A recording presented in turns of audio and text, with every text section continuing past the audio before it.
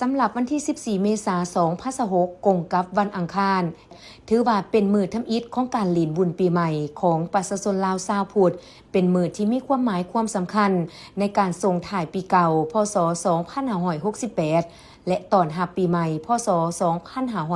2569 สำหรับปีนี้องค์การปกครองแขวงจำปาสักร่วมกับองค์การปกครองนครปักเซ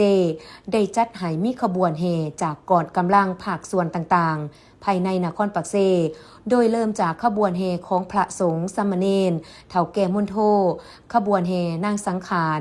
ตามด้วยขบวนก่อนกำลังจากโค้งเขตต่างๆภายในแขวงนคร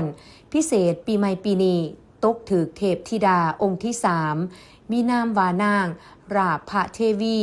เป็นบุตรของพญากบิลพรหมทรงพระลูหัสถัดดอกบัวหลวงเครื่องประดับด้วยแก้วโมลาเสวยโลหิตเป็นอาหารพหัตถ์ขวา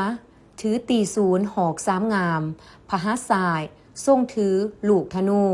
เสด็จนั่งเทิงหลังหมูเป็นพาหนะ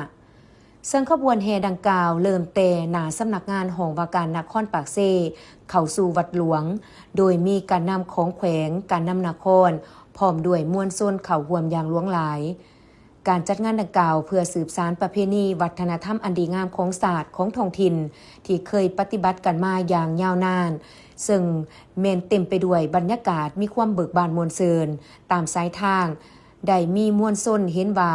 มีประชาชนชาวพุทธก็คือเฒ่าแก่มุนโธชาวหนุ่มวัยหนุ่มยิ่งชายแม่นได้นำเอานำอบนำหอมมาฮดสงฆ์พระสงฆ์สามเณรและฮดนำผู้ที่เข้าร่วมขบวนแห่อย่างคึกคืนส่วนอยู่ตามวัดว่าอารามก็เช่นเดียวกัน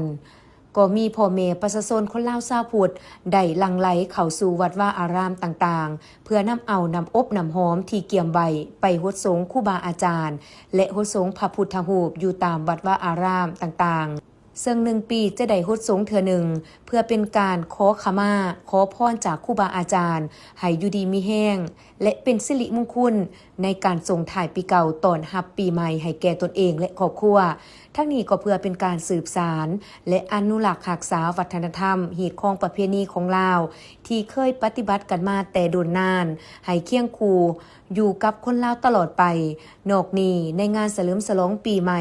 ยังจะได้จัดให้มีหลายกิจกรรมเพื่อสุขอยู่ส่งเสริมการท่องเที่ยวลาวให้มีบรรยากาศคึกคืนอีกด้วย